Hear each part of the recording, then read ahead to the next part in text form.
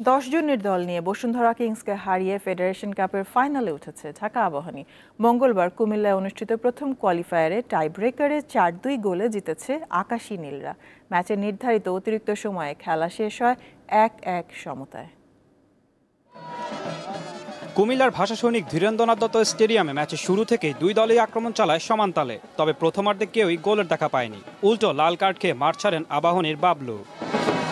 বিরতি থেকে ফিরে বসুন্ধরা কিংসকে এগিয়ে দেন জনি, কিন্তু সেই আনন্দ বেশিক্ষণ ধরে রাখতে পারেনি তারা। ম্যাচের 3 মিনিট বাকি থাকতে আরমান ফয়সাল আকাশের গোলে সমতায় ফেরে ঢাকা আবাহনী।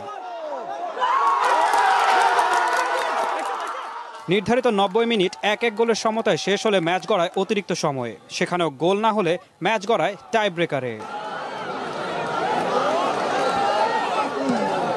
টাই ব্রেকারের আগে বদলি হিসেবে নামেন বসুন্ধরার গোলরক্ষক জিকো, ঠেকিয়েও দেন আবাহনীর প্রথম শট। এরপর আর পেরে ওঠেনি তারা। 4-2 ব্যবধানে শেষ পর্যন্ত জয় নিশ্চিত হয় আকাশী নীলদের।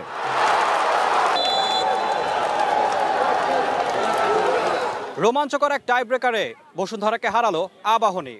তবে বসুন্ধরা যাত্রা কিন্তু এখনো শেষ হয়নি।